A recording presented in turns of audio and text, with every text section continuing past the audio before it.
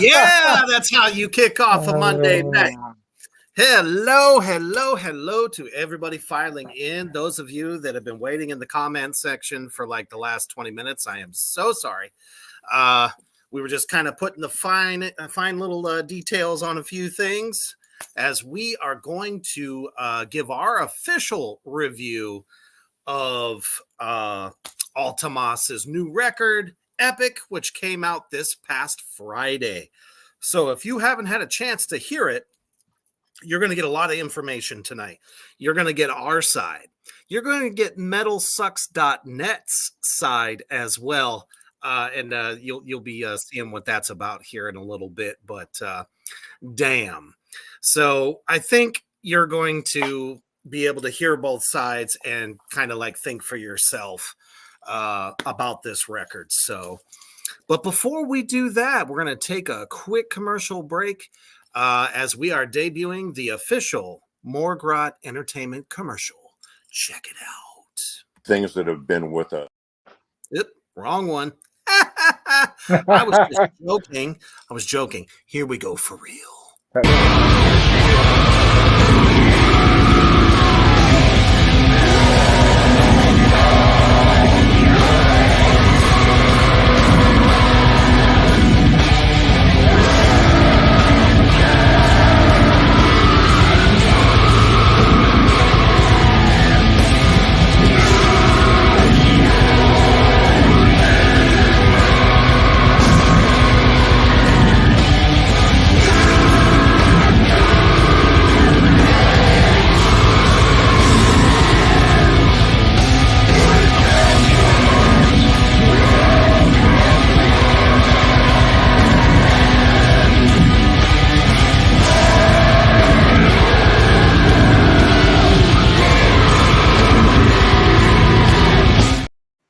That's right. Morgrot Entertainment, your one-stop shop. One-stop shop indeed for all of the most blasphemous, I don't even know what to say, horrific, all things dark all the time. Anything from art to our wonderful podcasts that we do, to Morgrot Magazine itself, Morgrot Records artists, man, everything. So check it out at morgrot.com. And as a matter of fact, we got so many comments out here. So I'm going to try to get to it all here and as quick as I can. I didn't realize everyone was going to love that as much as they just did.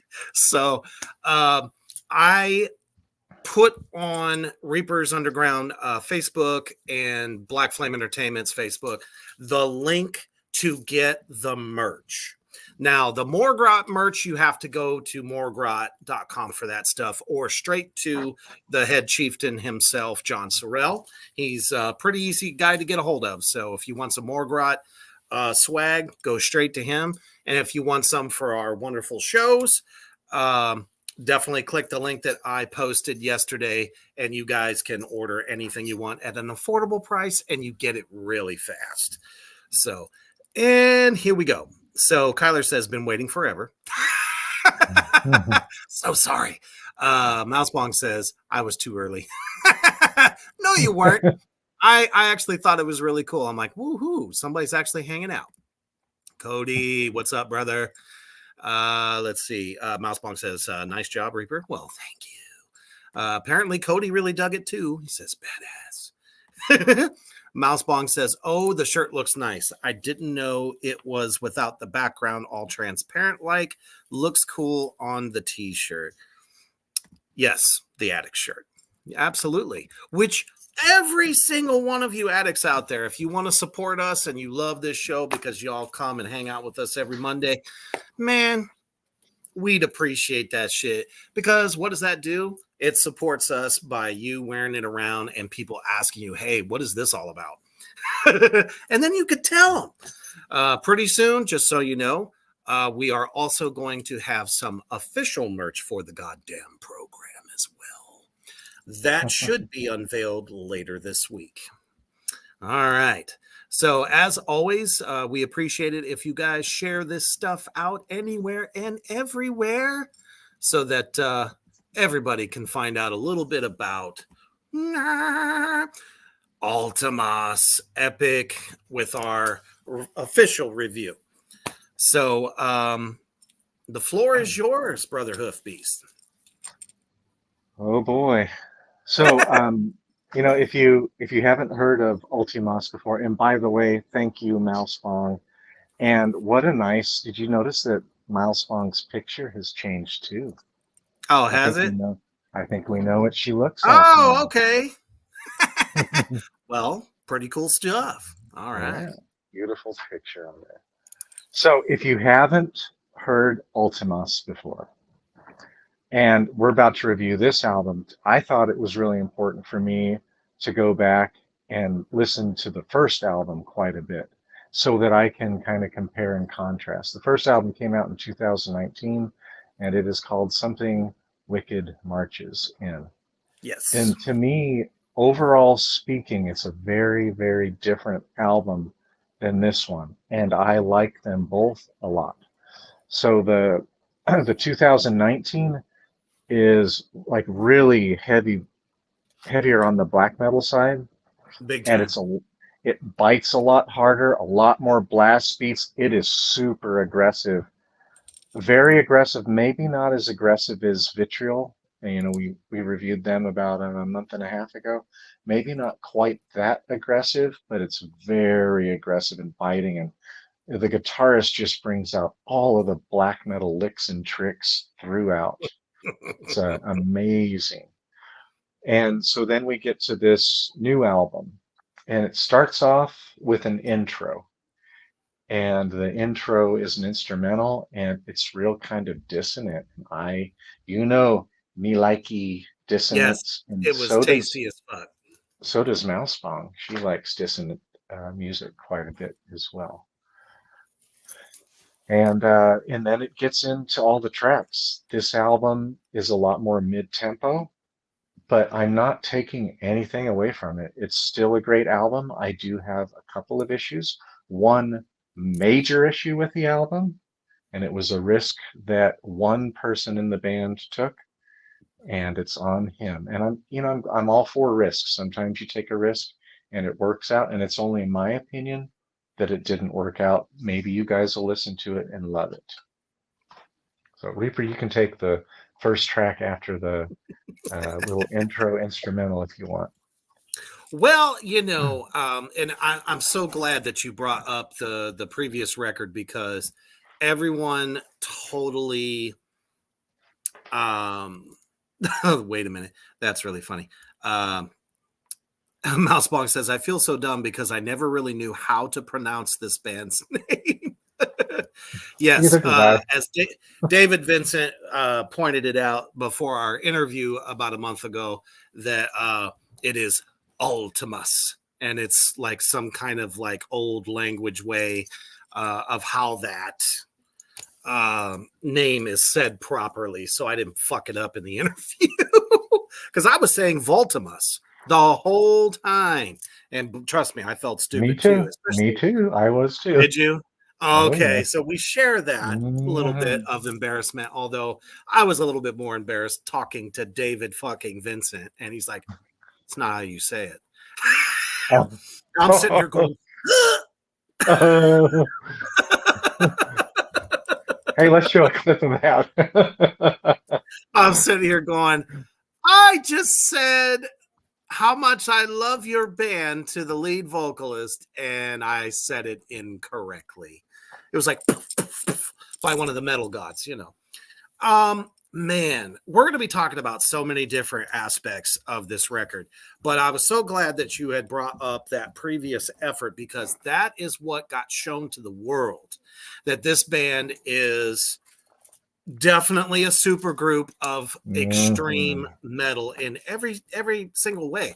Now, it does not surprise me, and I'm pretty sure it doesn't surprise the Morgrot universe at all, that Rune Blasphemer, coming off of Mayhem, was still kind of like in black metal mode, even though he got into doing some other bands shortly thereafter, before actually getting this project together, that were definitely not black metal at all. So many different avenues that he does now. But I think more or less he was like, I just have all these great black metal riffs that I just want to rip and tear. And here we are Vltimas, and we're going to destroy you. And they did that. They did that with that record. This record is different. It was very ballsy, in my opinion. Like Brother Hoofby said there, with Volens Discordant, is the very dissonant guitar track that opens this record, which I actually thought was kind of brilliant, because they did that versus any kind of like symphonic shit. Nothing like that. Like no keys, no spooky sounds or whatever. It was just straight sludgery from the abyss, if you will. And I really dug that. But when we got to Epic, and it starts out with a very, like you said, mid-tempo drum, I'm like, I would have thought for sure there would have been like a Yeah. And like right into it. Nope. It was like slow and moody, which is okay, you know, because I mean, we are doomsters at heart as well. But it just wasn't what I was expecting. The riff in there, still very chuggalicious. Don't get me wrong, because I mean, that's what Blasphemer does. But he's very more metal on this record than he is extreme metal. Not saying they were poppy riffs. It's just something like he was a little bit more layering some sprinkle leads here and there. And they don't really pick up speed until, I would say, almost mid-record, which is weird, especially for them. The black metal track doesn't even happen until later on in the record.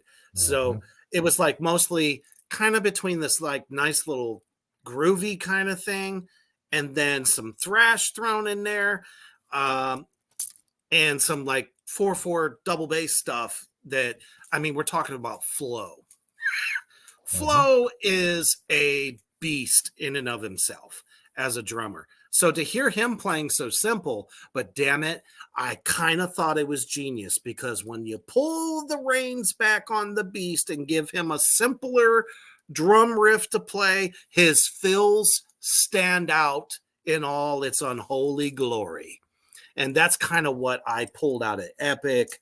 The Misery song. There's even some prog elements to Epic, as it is not in straight 4/4. Once the track opens up, I don't know if you caught that.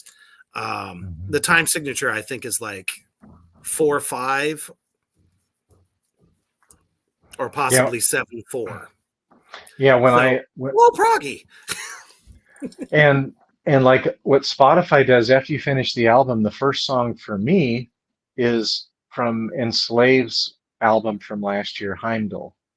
Oh, and nice. Enslaved, it like this does remind me a bit of Enslaved. Like it's like Enslaved is no longer like super straightforward black metal at all. Right. It hasn't been for over 20 years. But it reminds me of that a little bit. But it really is its own monster still.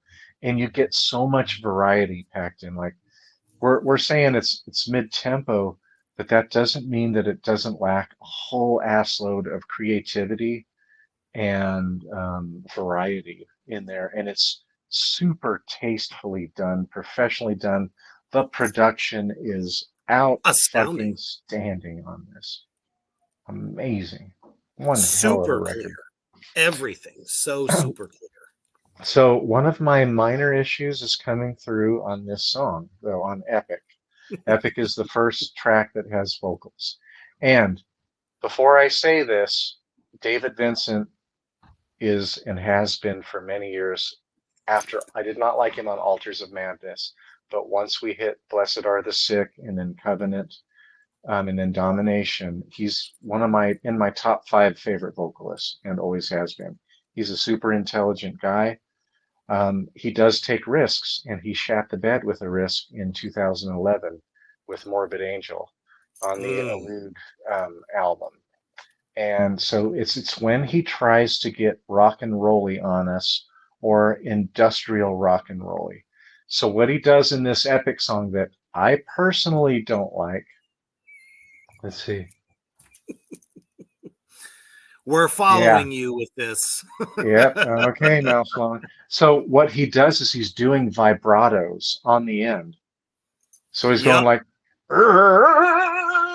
at the end, and I don't like that. And there's one song on this album. I love the guitars, all of the instruments. If they should have left it as an instrumental, because David Vincent really jumped in with both feet on this one, and me no likey, and me never will like him.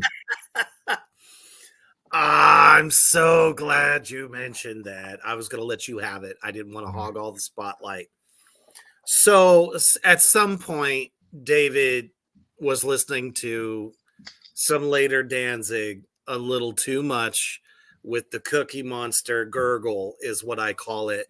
That is the vibrato, because when he doesn't have a rasp or anything underneath of that, and he's just going, I mean, you sound like a motherfucking truck that is trying to start, but it's not turning over. And I get it. I mean, the man has got so many different projects he's doing, so maybe he thought he could inject some flavor in there. But oh, apparently Mouse Bong liked that.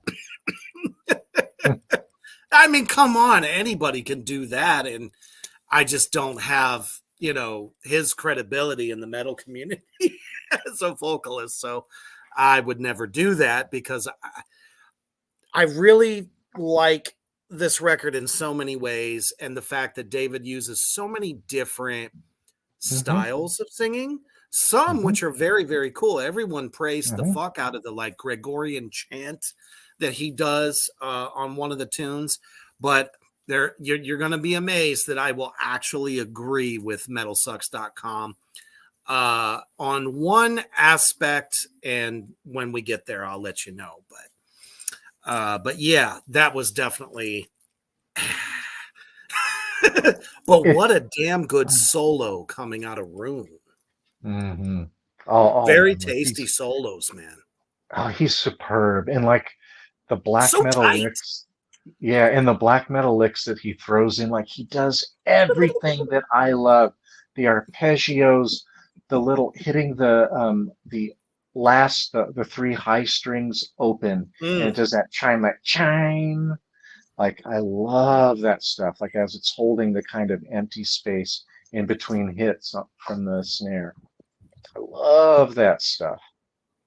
He's an amazing guitarist, and everything's so tastefully written. Now, what I will say about Epic and the vibrato, to me, it doesn't totally ruin the song, but when I heard this, I was like, ooh, I don't know if I like this. And I've thought about it over the last couple of days quite a bit, and it sounds kind of like somebody on Broadway doing a musical, and they're holding that vibrato out. Kind of like this, but he does it a little bit more garbled. But it just, I'm sorry, I cringed when I heard it. It sounds like he's got mashed potatoes and it's stuck in his throat. Yeah. Yeah, I was embarrassed for him because it's cringy. It's I'm like, dude, that's not good. Somebody should have had some veto power or some power to challenge him for that. But it's not horrible in the song Epic, but it gets fucking horrible in one song.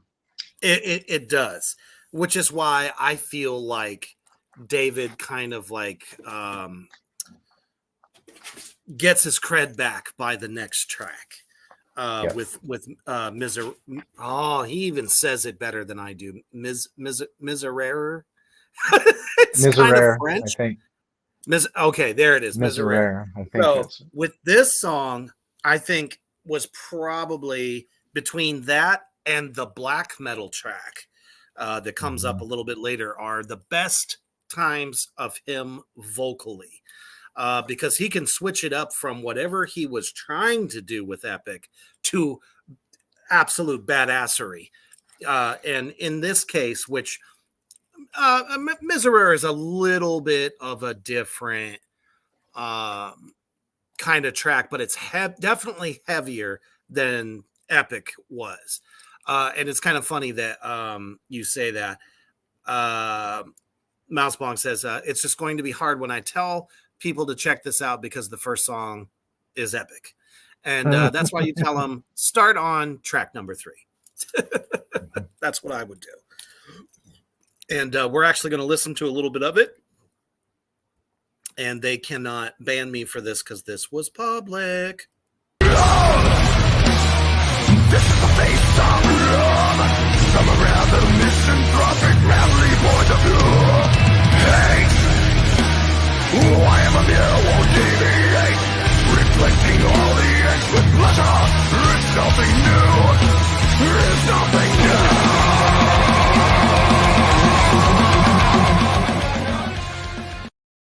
Just a banger, man. I do. I dig that song a lot. No, it's not super extreme or anything like that, which you would expect. But it's definitely got a lot of fire, a lot of energy. And David's voice on this, I think, is great. Mm-hmm. I agree. I really like that song. I like every other. Well, no, there's the one song that I don't like. We're approaching. We're getting close. We're getting there. For Miserere, I thought that song was really good. I just wrote great for it. Like throughout, great variety. The guitarist changes it up. The tone of the bass is real guttural and deep, and he plays very few notes, but it supports everything and helps with the thrust where it's needed throughout. It's like you could hear from that track how the double kicks of Flo and Rune's fucking guitar mastery work together. It's like they're pancaked into each other, and it just sounds so good. And that was, in my opinion, a really good representation of that. Let's see. Mousebong says, I like that one too. It's simple, but a banger. And that's kind of what I think makes it a good song. It might be simple, but it still has some gut punchers in there that I'm just like, yes, I'm so glad that after a section like we just heard, they bring it up with that. It was perfect. Like, I wouldn't go into a groove section there. I mean, you could, but then you'd be doing more like a Vinnie Paul thing, which wouldn't make any sense with the song. So, good decisions on this song. Like, this is what I was like, okay, this is mid-tempo. It's different, but it's still really good. And the vocals, because things are mid-tempo, you really get to hear the pronunciation. And David's really big about this. He did an interview like a month and a half ago and maybe a month ago and made a really big deal about people being able to understand him. yes. And I love it. I love that about his vocals. I still love me some Devourment and some of the crazy stuff that there's no way you're going to understand it. Artificial Brain, you can't understand real well. There's so many really good bands that do that stuff, and I like that too. Sanguisugabog. But this I really love listening to him because it sounds really tough, and like his vocal folds are really, really well developed and strong and forceful with everything he says. He really owns it. I mean, there's just like a ton of power behind it if he's, you know what I'm saying? Um, his delivery, I think that's that's where I'm going with that. A lot of dudes his age probably can't project the way he does. So I definitely agree with what you're saying there. Oh, we have a new viewer. Awesome. Blasphemic Witch, welcome to Tracks of the Damned. Says, I love Blasphemer so hard. As do we. This album, even though it's got mixed reviews, his guitar mastery shines through every fucking time he plays. just period. Even if you don't like anything else that's going on, you can't not like what he's playing and how Rune plays. He is power, man. And I'll tell you what, that engineer caught every bit of that man's power. When he cracks that snare, you feel it. Just like if you were listening to one of my albums. Really made sure that punch was there. Those kicks are above board, and they're just fucking dancing around each other. It's fantastic. Rune is very unique. I agree. Blasphemic Witch. Putting a seasoned black metal veteran into this kind of thing. It's where his tone, his creativity is really shining through. Some of the stuff was a tad atmospheric here and there. I think it was I probably won't even get this title right. Exertus Ira? Yeah, I think it's damn it.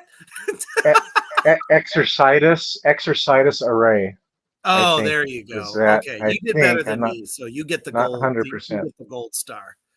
Yeah, this song has the most black metal, and this is my favorite on the album. It's the hardest, the fastest, the heaviest hitting, and I like the first album better, but mostly because David Vincent didn't try any exploration that not vocally, failed no. on the first album. That's really good, really tough, very straightforward. It's death metal at times, and a lot of times black metal for that album.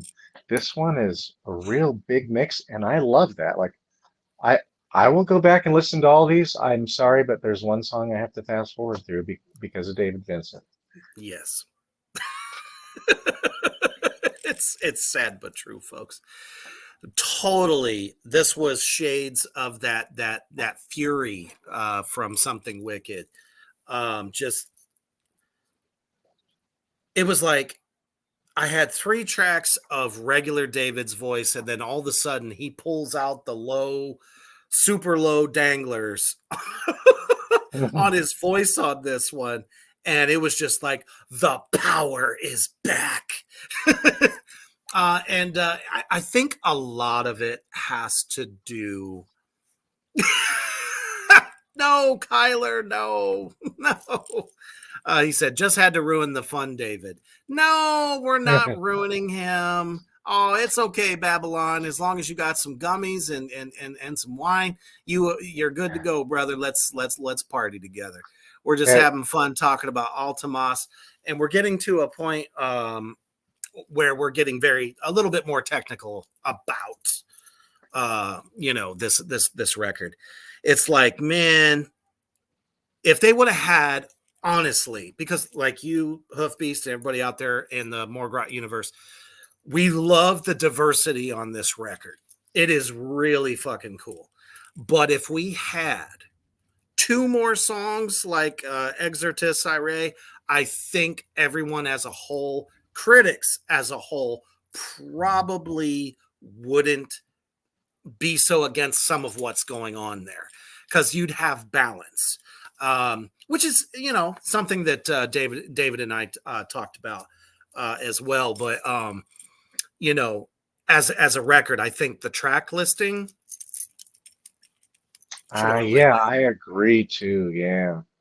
Yeah, load this up. There are better songs to load up front. Yes, absolutely. Because that lends so much. I hate to say it.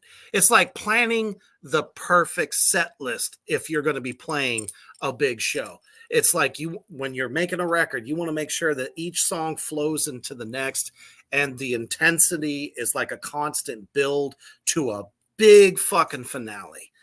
Um, so I'm going to pull up a couple things here. Let me see here. Yeah, I want to know what Metal Sucks said. It's not pretty. So we're going to lead off with this. It says supergroups can be a tricky thing. Sometimes the stars align and they do end up striking gold, but I found that they rarely live up to the hype. There are a handful of notable exceptions, but outside of the occasional outlier, it's usually, he's just basically saying bullshit. Like they do it just to be a cash cow.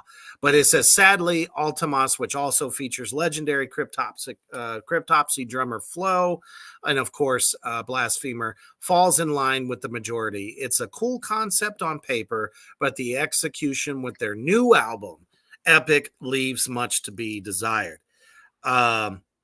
It says, given the lineup is filled with so many bruisers with a slew of great albums under their belt, spanning multiple decades, you would think that we were in for one of the heaviest, most frenetic and furious albums to come out in. I have to. I can't take too much away from the guy. You know what I'm saying? This guy knows who they've played with. Probably's heard the records. You know what I mean? This isn't some asshole just, I fucking hate you, because I don't like this kind of music. But they go on to say, says, all right, I've torched this thing enough. Let's take a step back and try to end on a positive note. As I said, the album does get better in the second half. Yes, it really does. And he says, a shining example is the track Scorcher. I disagree. I think when we hit Exertus, I felt that the album started to pick up traction. But he goes, that one's fast as hell, legitimately heavy, da-da-da. We know this. But he talks about what have made one of the closing track, what should have ended up being the closing track, because the Spoils of War was a fader and unfortunately did not bring what he considers to be, you know what I mean, a better track to end on. It says, additionally, Invictus is a much better use of Vincent's harsh singing technique, giving the Gregorian chant vibes in certain parts, which add a ton of atmosphere. Yes, definitely. So you see, he's not just trashing it. He's not just saying this whole thing fucking sucks. He's like, there are moments that are like, yes. And then there's moments that are kind of like, guys.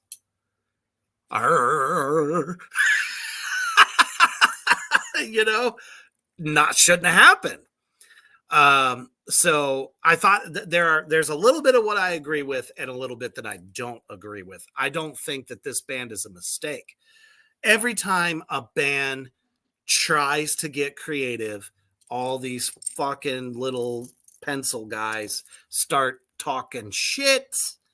And it's like, dude, just feel the music. Listen to it. It's still passionate. Yep. Uh-oh. We have a new hashtag, everybody.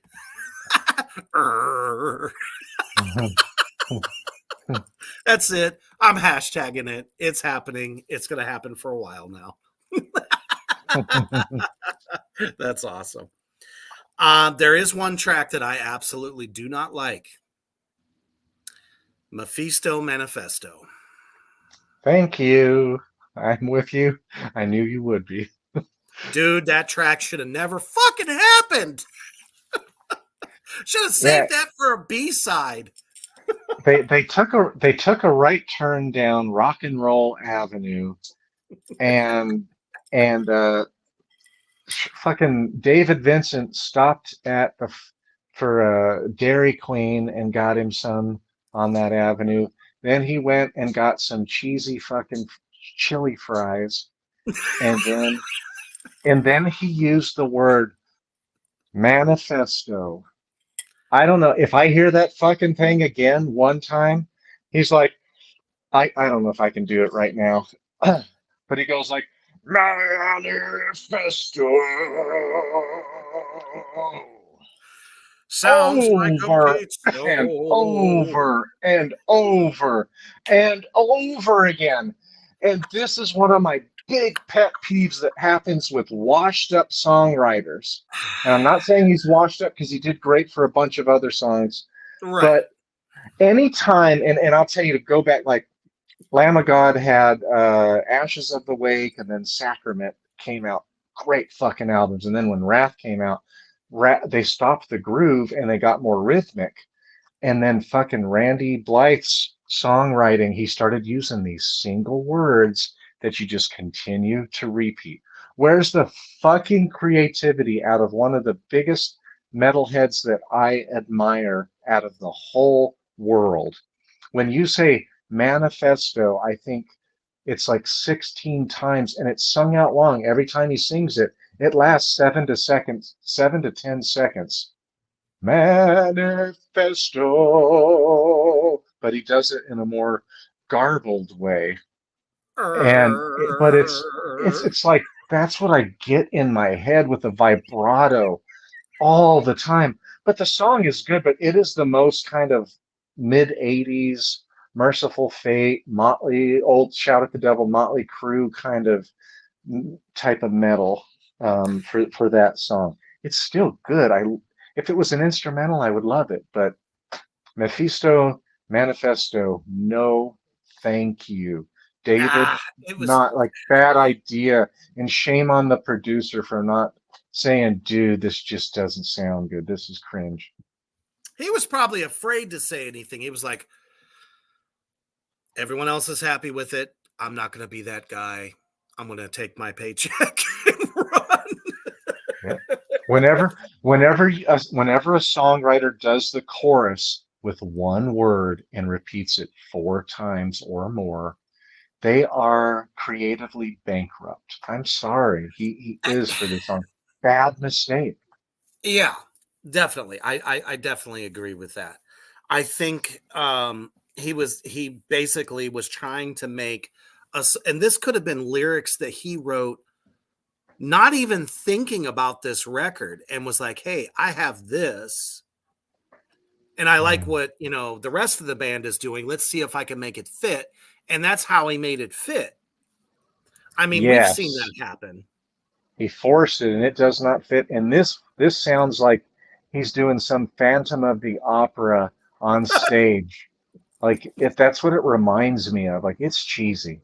It doesn't belong in a metal song like this. Now, if you want to do cheesy Dragon Force or other types of power metal, like I'm not a power metal guy, like go for it. So that's that style that does not fit with this music that was written. And I feel sorry for the rest of the band because they're going to take heat for this. Yeah, which is why I'm kind of surprised that it didn't get mentioned in that article written by metalsucks.com. So, but I'm glad we mentioned it because, I mean, come on, man, that's the big elephant in the room right now, is that track, and it's just not a good track. Scorcher picks it right back up, and we're like, thank you. We've been through the pain. We got through it. We can now stop vomiting, to say the least. And the rest of it goes very well. Invictus is another good one. But Although Invictus does the same thing, but not as it does. long. He Not as long. says Invictus, Invictus, Invictus, Invictus like 4 times, but it's for like 3 seconds or 2 or 3 seconds instead of 7 to 10 seconds dragging out fucking Manifesto. And I hate it when I hear choruses like that where they just have one word and they repeat that word.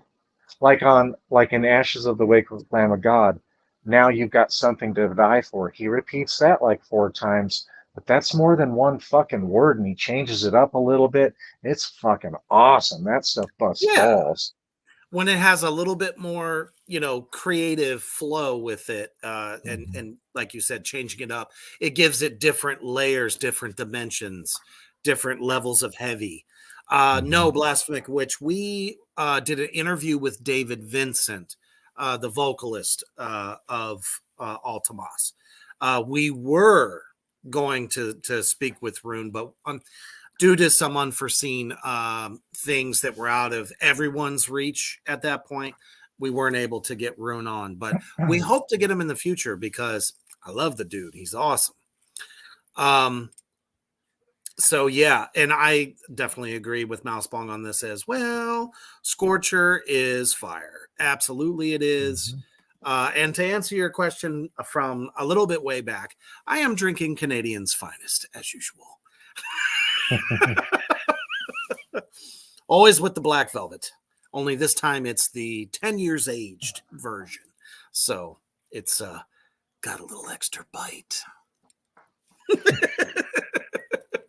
But before we move on to the rest of this record, we're going to kind of get a inside look into the creative process for the lyrics for this record that we were able to capture due to our interview with David Vincent, which you can find on Facebook, my Facebook, Black Flame Entertainment, Morgrot Entertainment, and of course, all of the YouTubes.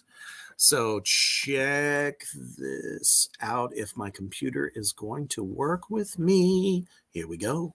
Check it out. Things that have been with us for as long as we've had recorded history. There's wisdom that is part of an intrinsic part of humanity that's been around forever. Now, unfortunately, most folks don't subscribe to it, as is evidenced by, continuing to make the same mistakes over and over and over again. There's probably, let's put it this way. Outside of maybe new scientific or medical breakthroughs, new technology, the human condition has not changed one bit. There's not a situation that has happened or that could happen that hasn't already happened. And people lose sight of this. And, it's insane. Literally, it's insane to continue to try the same thing and expect a different result.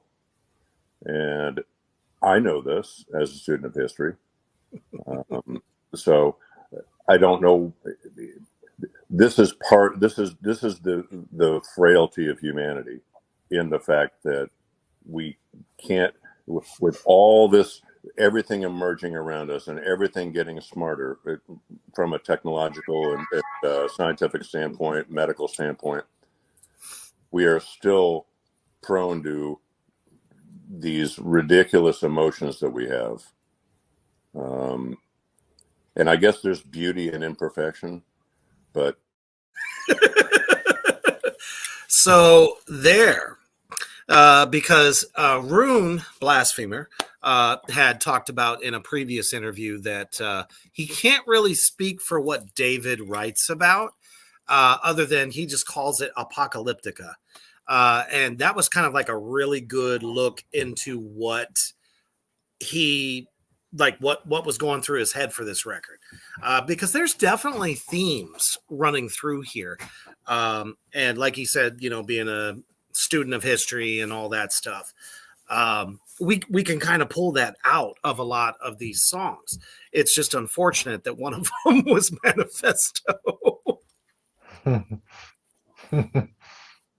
David's gonna catch it for years for that song. He's the one that's gonna take it on the chin, but unfortunately the rest of the band will take it as well. And guys, you can still listen to the song. It's good. There's good stuff in that song. It's just, there's no disco industrial beats in it. Thank you, but right. It's still, yeah. Just go listen to it. You'll probably agree. Maybe not. Maybe I'm fucking dumb, but I don't think so. No, I think the Morgrot universe agrees. Um, the thing about David, and as if you go back, like I said, you can find the watch the replay of that whole interview. He talks about how he doesn't give two fucks at all if somebody doesn't like it. If he likes it, if the band likes it, then that's all that matters to him, and that's okay. Um, it's just his delivery on this one.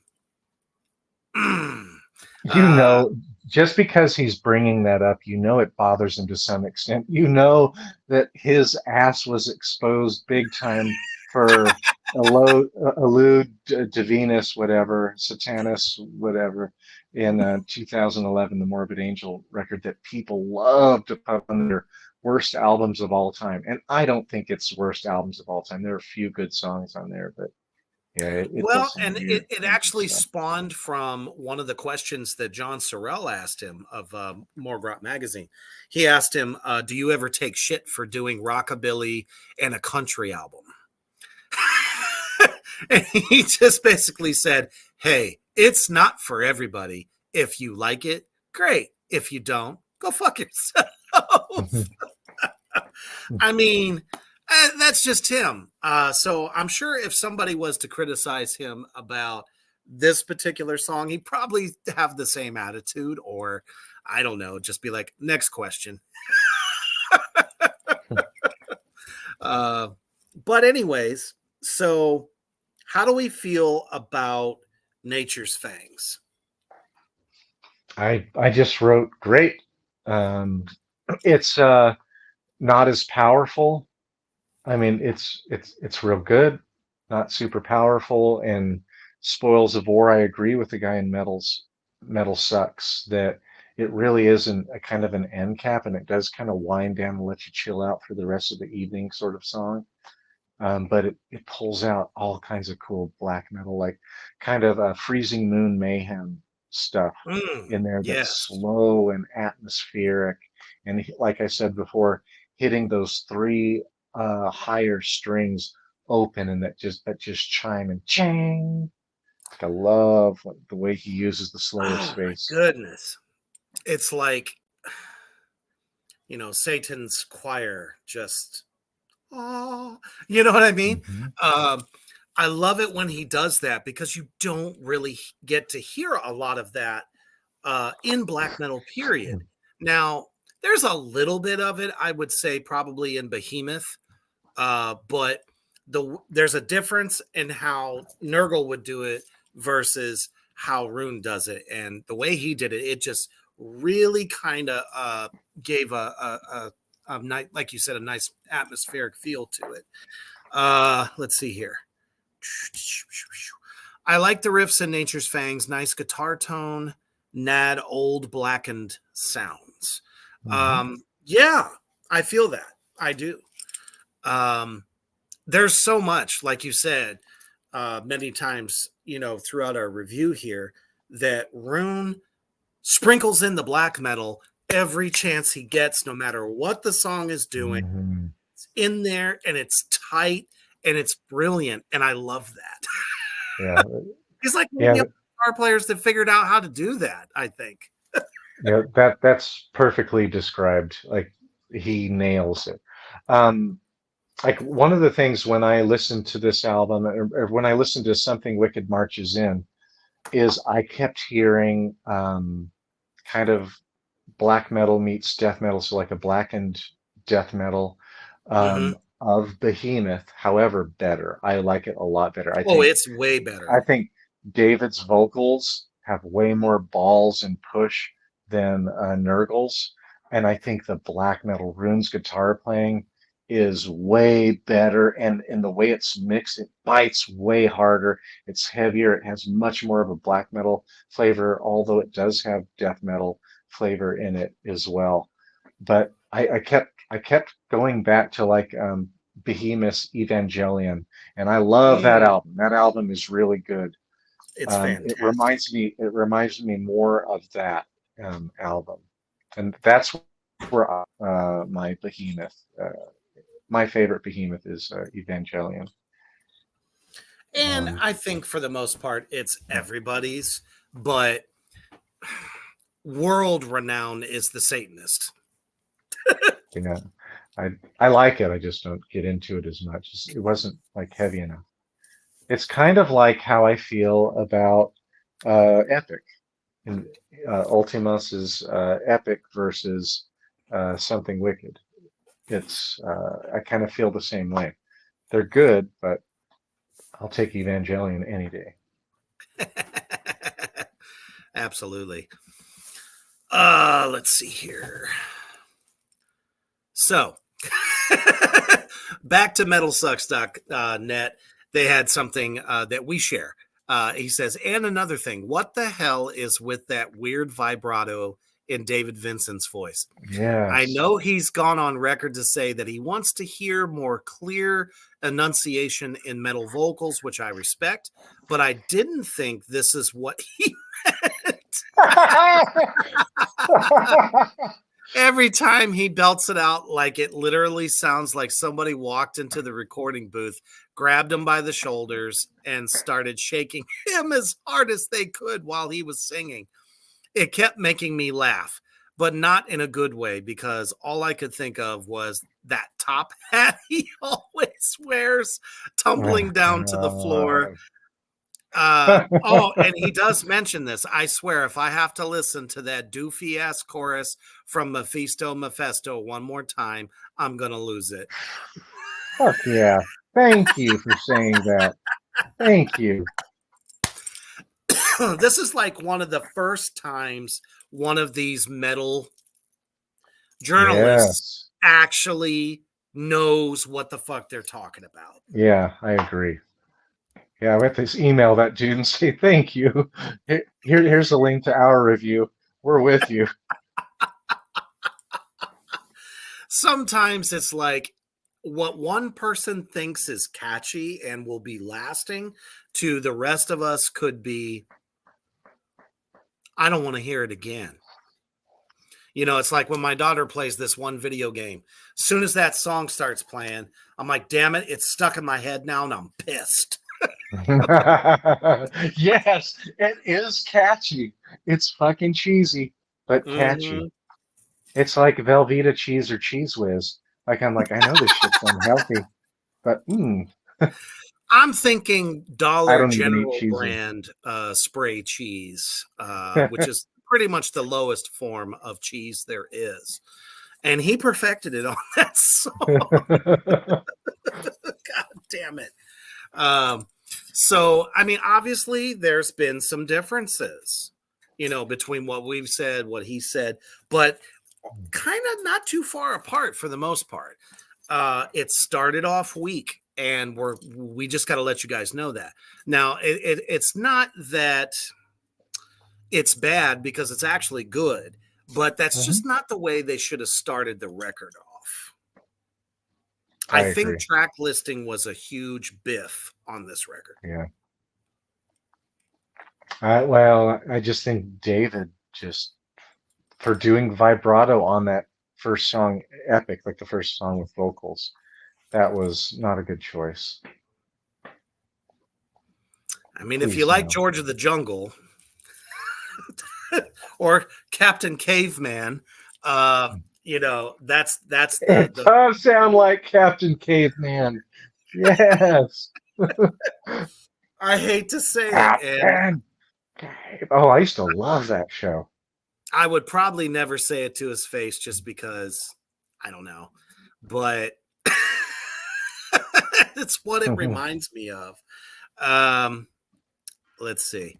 So Mousebonk says, I'm trying to decide on my favorite track. I guess Scorcher. I don't know. Mine is Exercitus. Exercitus. Yeah. All right. Yeah, that's my favorite. I like Scorcher a lot too, but yeah, Exercitus or whatever it is. For sure. Exercitus. I think it's the strongest track on the record.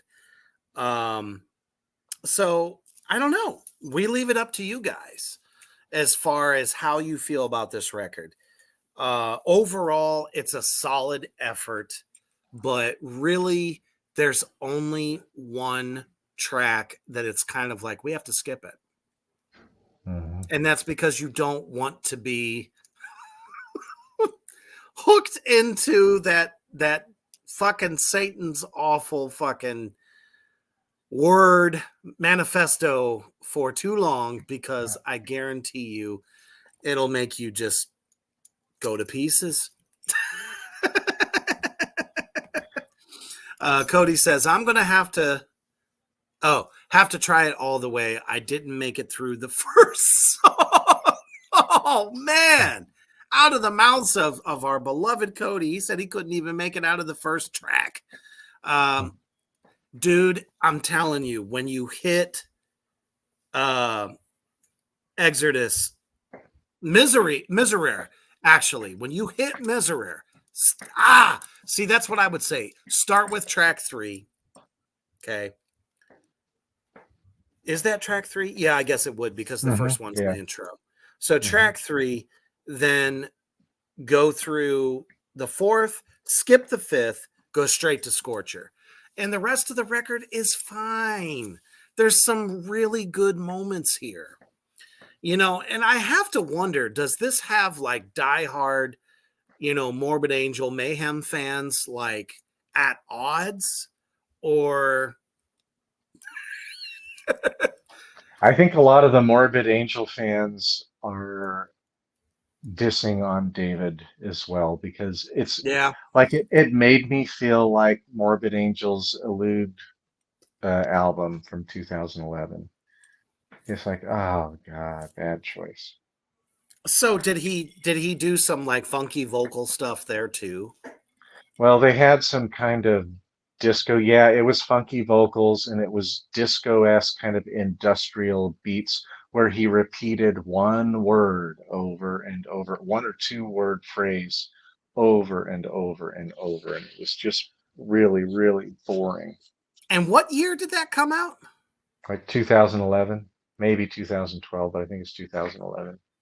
And he hadn't learned the lesson set down by the great Glenn Danzig on Black Acid Devil.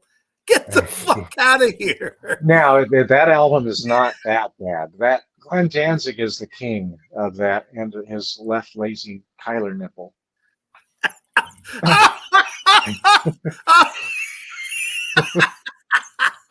Is that Kyler what we're calling it now? The lazy left Kyler nipple? Yeah. Kyler loves it. On a Mommy Milkers Monday, Kyler is that's his nipple from now on. When you're not feeling so good, there's the lazy nipple. It's the lazy nipple song.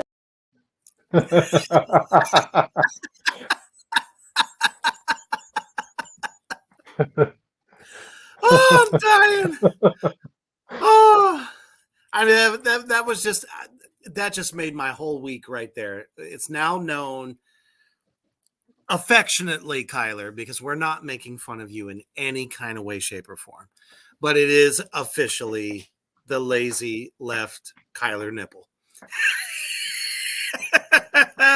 I love it. Let's see here. Oscar, hey, what's up, my man? Thank goodness you can make it. He says, great album, and is true after Miserere, it blows your mind, especially Scorcher. See, this coming out of the mouth of the true fans. So, I mean, if you can take it from that, you can navigate this record a little bit, easier, that, maybe you can, save yourself the degradation of having to listen to Manifesto. My goodness. Oh, my goodness. Babylon chimes in with, if you stare at that nipple too long, will you get a lazy eye or a lazy boner? Oh, it was a lady. I mean, it was a legitimate question, right?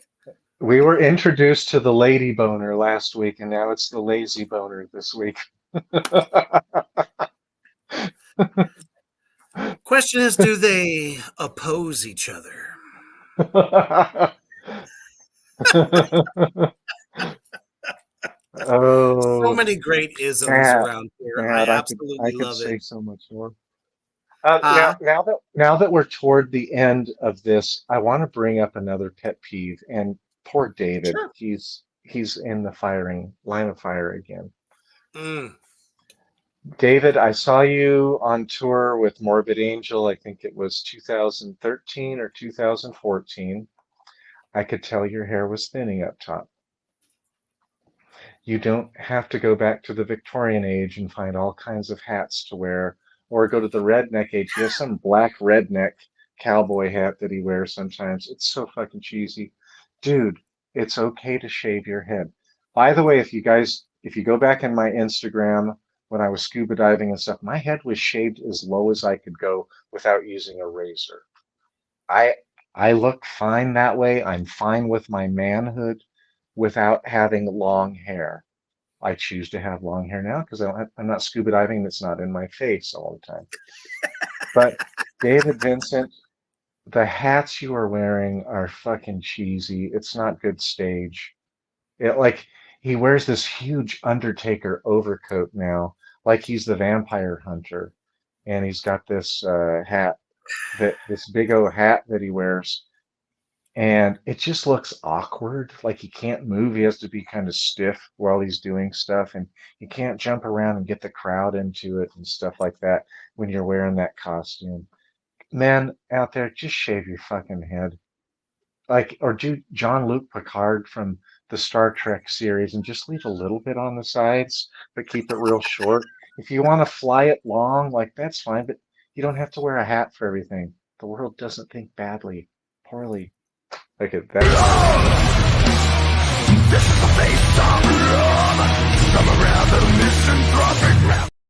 That's just a little bit of what Brother Hoofbeast just said about David's character. That is another thing that was revealed, everybody out there, ladies and gentlemen, in the Morgrot universe. He specifically created a character for this band. And in his characterization of this entity wears the hat, the duster, and everything else. And, you know, first time I saw it, when I saw the first band pick, I said, nope.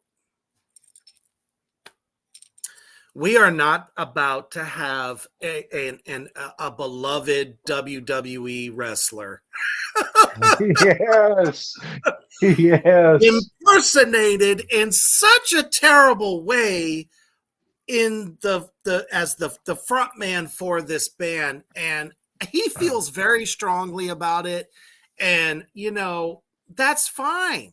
I feel that some people might think I look stupid in my satanic horror makeup. I don't know. I don't care. And I think he feels the same way. But damn it, I did have to cringe a little bit. Like, dude, you're not the Undertaker. Stop it. Mm-hmm. Van Van Helsing, The Undertaker, and then there's a book series that I read. I'm not thinking of it right now, but there's a book series where the guy wears a big leather overcoat and he wears a duster as well. I forgot about it. I forgot the name of it. It's so overdone, and I think that in David's mind, I'm not speaking for him because, I'm not in his head, but maybe he felt like it's never been done before in metal, especially in a situation like this, that maybe it could create almost like a apocalyptic Stephen King vibe. Yeah, it has that, I would say. And he did say that, like, he wants to go into acting a little bit more. He said he did a few little things, but he's actually like wanting to get into horror filmmaking a little bit more. So you never know. We might see the old dusted bastard in a new horror film at some point. Yep. Oh man. Unholy Babylon. Thank you, sir. He says the hair crown, and then says the metal Jeepers Creepers. Yes, Nailed it. another one. Nailed Yes. it. And Yes. then Cody chimes in with the gunslinger. Yes. But didn't we already have Dead and Tombstone? You know? Yeah. I would rather see one of the most beloved actors of all time playing that as he did in the Dead and Tombstone than see David do it, because it just wouldn't make any sense. My goodness. So, I mean, that's fine. At least he didn't try to like build some like dark, super even cheesier, you know, kind of like, I have to say it. And I love Nurgle, and I love the fact that he was able to get his, you know, passion for country out a little bit with Me and That Man. But damn it, a country looking quasi satanic priest outfit just didn't do it for me. I'm like, dude, Marilyn Manson did that shit in a video called The Man That You Fear. And that was freakier on more levels than both of these dudes combined could possibly muster. So I'm like, it's been done before. Try something different. I don't know. It's just me. You'll never be the Undertaker. It's not going to happen. Sorry. But, so, will I buy this album? I will buy this album, even though it has that song on, and even though it has vibrato in at least two of the songs. I think it's in Invictus as well. I think a little bit. I will buy it, but I'm for sure buying Something Wicked Marches In. That album is nuts. Oh, it's gold. And I think that's why critics at large were like, what the hell happened? Mm-hmm. You gave us this solid fucking album, and then all of a sudden went straight into a slightly different direction. And I think this would have been fine. I think this totally would have been fine 5 years down, 4 albums down the road. A little bit of a evolution, if you will, within this. I'd still be backing them up if they changed the way the tracks were arranged and they didn't have the cheese elements that were added. Then I would have their back, and I'd fight over this song or this album. It's a really good album. Like it is. I mean, poor Rune. He busted his fucking ass. Poor the whole rest of the band. And Rune even said that I always dreamed of a band that was more my own. So this was his vision, though, for Vltimas. So I wonder how much played into, or did he just say, okay, David, he even said in many interviews, he's like, I didn't even have to think about who I wanted as the vocalist. And it was like David all the way. So did he have anything to do with it? Did he say, hey, David, I love what you're doing there. Keep doing it. Or did he just said, David can do no wrong. Do your thing. And I'll just back it. I don't know how serious of a man is Rune, you know, when you think about it. How much did he have to do with things other than how the music itself actually sounded? But the result is a fantastically produced record. From the drums to the bass, everything is balanced so well, and the vocals don't kill any part of it. Mm-hmm. So I got to give it 2 thumbs up on production.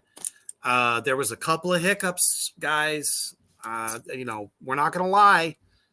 There's a couple of songs in there that are just kind of like, they should have just been kicked off to the side. Not because of the music, but unfortunately the vocals just don't fit it. You know, it's almost like what would Manifesto sound like with different vocals? You know, it would have to be the chorus would have to be written differently. The chorus would have to change. So it wouldn't be manifesto for 7 to 10 seconds, 4 times, 16 times total. You know, what a shame. I just feel bad for the rest of the band. But he ran out of words. You know, we slammed that song, but this is like getting a fucking Disney song in your head. It is catchy. It's cheesy but catchy. I have that fucking song in my head right now as I'm dogging it out. So I guess there's some success in it. It's definitely the song that you want to hang yourself to. And not because it's depressing. Well, it is kind of depressing because you're like, David, no, stop it. Don't do it anymore. You know? Yeah. But, oh no. Mouse Bong says, LOL, guys, what rhymes with manifesto? Fuck it. Yeah.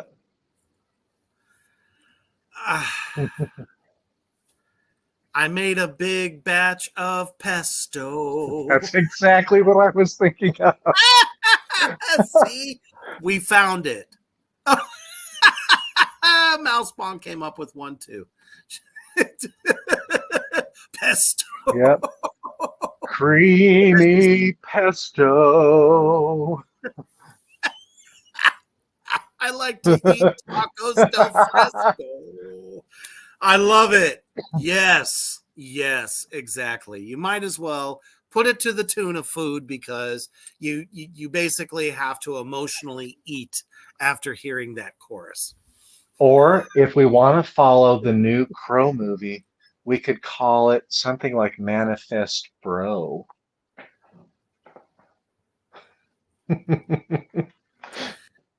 Case in point. Throw the word bro in there. At my shop today, I told a friend of mine, I said, if I had to do it, you have to do it. Watch the trailer and then give your honest opinion on if this changes your mind and you're willing to watch it. Because there were a ton of people that when this trailer hit a couple days back, the director friends of mine said, we hated the first look. The first look looks terrible. But take a second, watch the trailer, then give your honest opinion. Mine is still ultra suck.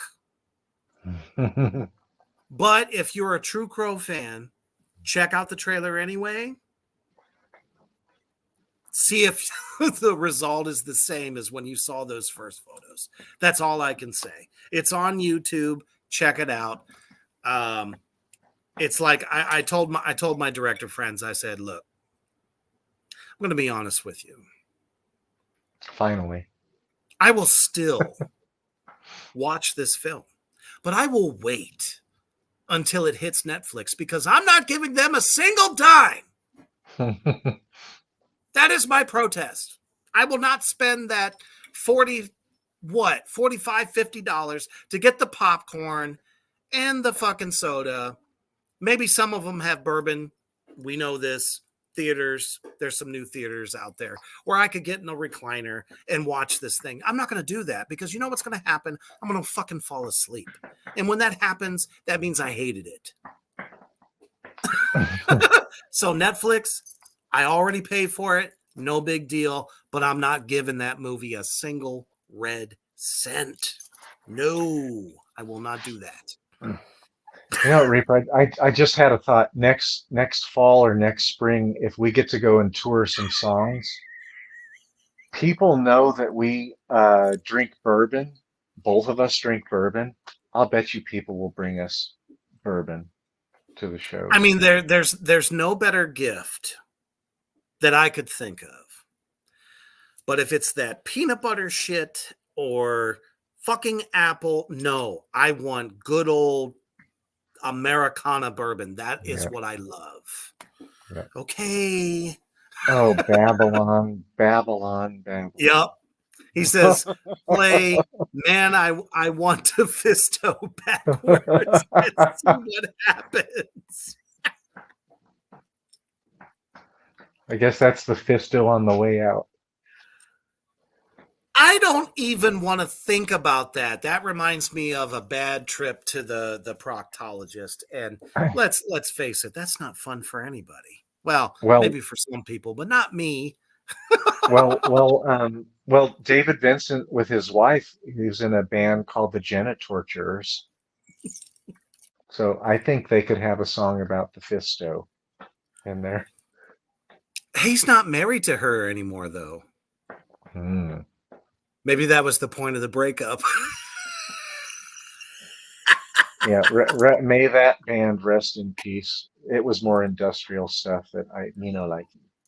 It's a crazy show, kind of a show on purpose, if you will. Kind of fun, obviously, in some ways, because it's very blasphemous, very lust-filled types of shows. So, I don't know. I'm sure he enjoyed that, but damn it, I don't know. Babylon, you might want to just maybe give him a quick email and let him know about your new song. You never know. Let's see here. Holy crap. Wait a minute. Mouseball goes, we will defo bring you bourbon and high quality dabs. Oh my God. I cook vegan food and give you yes. That is even better. I will take vegan food. I figured that was more up your that's 100%. A little bit more up your alley than mine. Babylon says the new trailer smelled of cheap Axe body spray, cheap fake diamond teeth, and a John Wick ripoff. Yes. Now, I was actually talking to one of my friends about that today. I said, there's a reason that all the kills you see now, and it's not fucking murder porn, so, fuck off. What I'm saying is when they do kills now, because Alec Baldwin set a precedence about doing shootings in films now, they do not use blanks. Yes, they still have the gun, but CGI takes care of the rest because nobody will be killed. That's the future. It just took one. Although, technically, we could have said that back in the 90s when Brandon Lee died during the making of The Crow. Same thing. Same fucking thing. Although there's a lot of myths about that. So, people said they've been trying to kill, the Lees off forever. Like there's some kind of conspiracy theory. Whether you subscribe to that or not, that's up to you. Mousebong says that was spot on. It does. There's nothing Crow about it. I'm not even sure how we got there, but still. You see, it's a cultural phenomenon now. We all are boycotting this film that's coming out in June. So I don't know. My advice, this is not my acting advice. This is not coming from any kind of professional standpoint. As a fan, I would not go see it. I would not take my significant other to go see this film. Watch it on streaming service if you're really curious.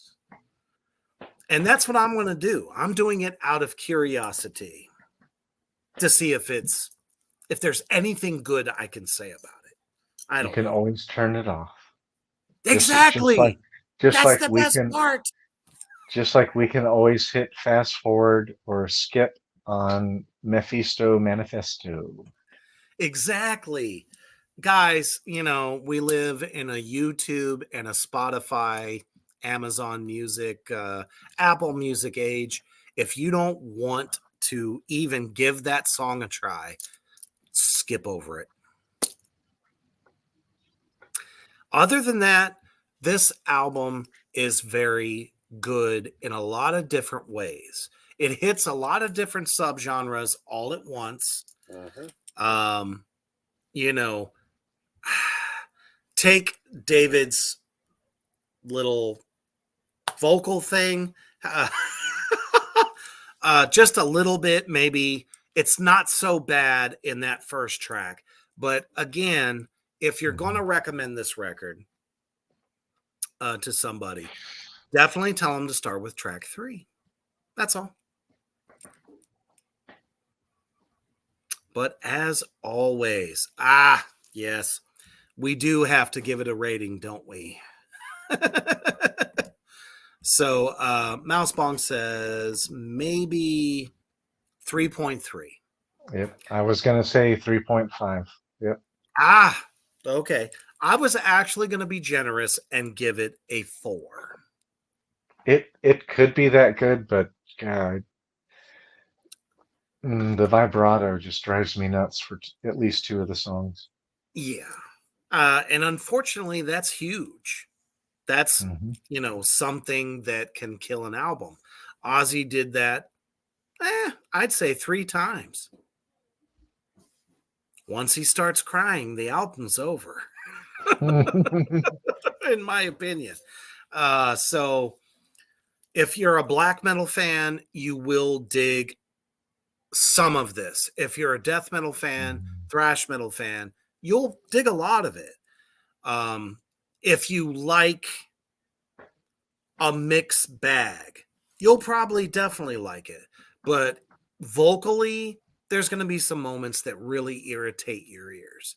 So that is what we're saying. It's still great. We still like it. Do we absolutely love it?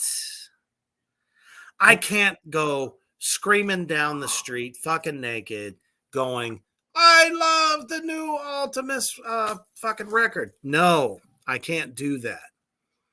But I will say there are moments on there that you could put onto your own kind of playlist and rock the fuck out to it. That is what I'm saying. So, purists, you're going to hate it. I feel bad now. Cody says, nope, I just tried it. It's not for everybody. But if you're a hardcore black metal fan, Cody, try Exodus Ira. You'll like that song. It's everything you want it to be and more. You'll dig that. Maybe if that's anything you can take away from the record, do that it. And Scorcher. Yep. Scorcher, yeah. Those 2 tracks. Exercitus Irae and Scorcher. Those are my 2 favorites. Yep, mine as well. And trust me, I had it on my playlist all day listening to the whole record. Those 2 tracks are the standouts. Yeah. And then the previous album, Something Wicked, Marches In. Yeah, so I think that's what has everybody fucking twisted up inside. It's like, damn it, Something Wicked was such a powerful fucking record. Then you come out with this. Again, we're not saying bands are not allowed to be creative, try a little something different, mix it in with what you're known for. Some of them just didn't hit the mark on this one. No! Oh no! That's why he's hurt. He said, I tried the Mephisto song.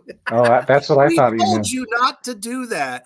You were like the little kid that's like, told, don't open it, stay away from it. And you did it, and now you're like,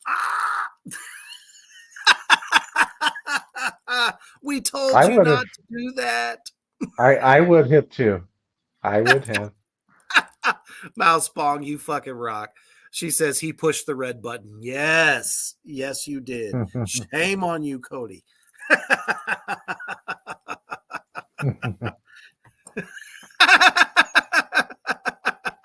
And then Cody turned right around and said, it's like, don't push the red button. She just said you pushed the red button. Dang it. You're not supposed to do that. We told you this whole fucking podcast, don't listen to that song. Because once you do, it's not coming out of your head.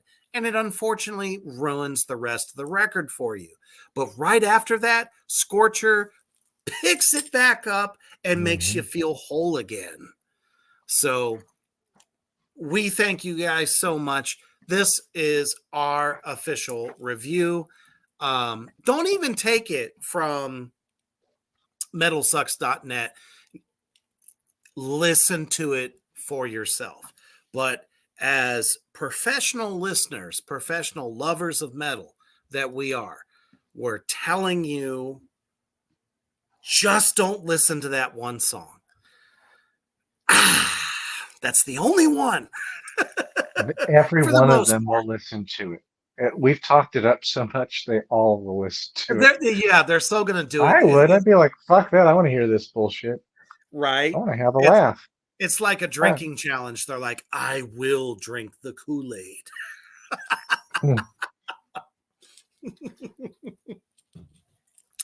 Oh, that's awesome.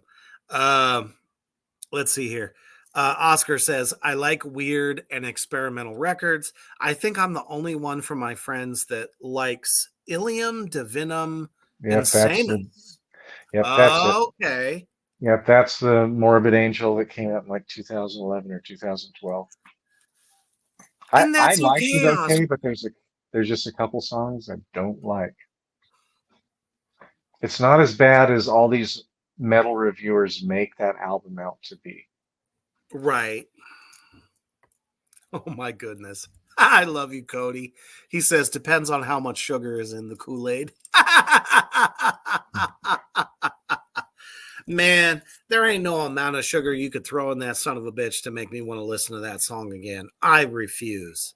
I can't do it. It's still echoing in the recesses of my mind. And I'm like, God damn you for making a fucking catchy fucking song that sucks. I know. It's the Little Mermaid. It's a Little Mermaid song or a Beauty and the Beast Frozen. song. Yes, Frozen. You can't get out of your head. Absolutely. So I don't know. Maybe that's what they were hoping to achieve. It'll be lasting. It'll just stay in there somehow. But that's not the one that you want to be fucking jamming to with so many other epic oh wow. I just used the title of the record. There's better songs on the record. Miserere, Exodus, Ira, and Scorcher, by far best songs on the record, hands down. Reaper, I think that when I move to Nebraska, you and I are going to have to do a funny video from the chorus for this song. We'll both have to wear assless chaps and a gay leather vest with no shirts on, and we're going to have to do a cheesy dance. Manifesto. Oh, my unholy love of Lucifer. Oh, no.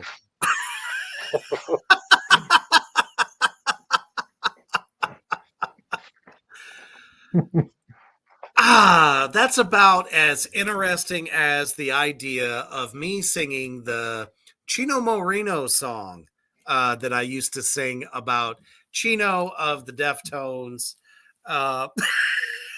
which you can catch on our Facebook pages and YouTube channel. I almost wanted to turn that, the idea was for me to like put on like a half shirt, bra kind of thing with the big fruit hat on top of my head. And,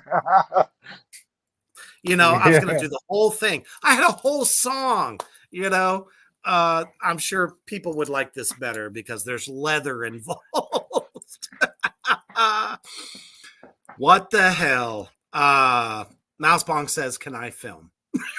Hell yes. I'm so dead right now. And on that note, thank you guys so much for joining us on Mommy Milkers Monday. Tracks of the Damn Show. It's been brilliant. Everyone's been brilliant as far as we can definitely tell that you guys know the band. Some of you have actually listened to it. Some of you are just checking it out now. And that is really cool because at the end of the day, no matter what we say, and you got to form your own opinion. We don't want you to feel bad if you like the song Epic itself. You know what I mean? But I'm pretty sure at the end of the day, the Manifesto song is just one that you don't want. That's the only one I stand firm on because it's so fucking bad. It's just bad. But there are some moments on this record that I absolutely love.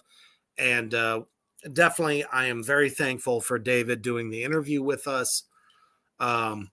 He's a great soul and a hell of a musician. So my hat's off to him and all of Vltimas, because let's face it, there's nobody else doing what they're doing. There's still a super group. That's the one thing at the end of the day that I will stand firm on about that band. And as far as what metalsucks.net said, they are still a super group in every sense of the word. It's just, I almost wonder what this would have looked like 15 years ago. I think it would have been amazing. It still is amazing. That first record, 2019, Something Wicked, fantastic record. It is. This one has a hard time standing up to what they set down from the very beginning. So check it out. It's literally everywhere. However you get your music. I don't know. I guess, are we saying this beast? Are we saying check it out on Spotify first before buying? I'm going to buy it. I can always hit fast forward through that one song and I can tolerate the others because it's the guitar work and the drums are like so fucking They are the pinnacle point. And the bass is really good as well. Record. Yes. Yep. Yes. Musically, instrumentation is so over the top amazing. So we're saying buy it because it's like Puff B said, hit the fast forward, make it disappear. You can do that, but support them as we say for all of the great underground metal bands, especially this one. So thank you all so much for tuning in and choosing us for your Monday night the entertainment. As we love, I'm so sorry. I don't know why. I'm just so excited because I'm like, I got all these creative ideas in my head now of videos that I'm going to have to make. And apparently, I don't know. I'm still like on the cusp of this whole assless chaps thing. I don't know. Yes. Now my ass TMI is totally tattooed. Like my whole body is tattooed. So I have a whole Japanese back piece that goes from my neck all the way down to my knees. And then I have American traditional over. So it'll be chapless for me, but you're not going to have a white ass kind of contrasting with a black leather. I would not do leather anyways. It would have to be pleather. I do not wear leather of any sort. I have no tattoos back there, so it's pretty much, we're getting the moon. Orca. Full there moon. is the big orca whale that you're looking forward to. So no, maybe I'll draw like a cry face on one side and a laughing face on the other. I don't fucking know, but I don't know if we're gonna do that. Well, I no, don't know if we're gonna pair it. Mouse Bong has the creative juices flowing, so she's coming up to film this shit. Get ready. This is terrible. But yes, thank you so much out there. Our beloved addicts. Again, if you want to support the show, go to the Teespring, go to the Facebook pages, Morgrot, Black Flame Entertainment, or Reapers Underground. It's there. I also have it on Instagram as well. If you're Instagrammers, go to the stories on any of those pages and you will have the link to get the shirt, because at the end of the day, we love you all so much and we love the fact that you support us every single week. So now that you have assless chaps of both of us dancing in your heads to the tune of Manifesto, you must always remember, do it and stay heavy.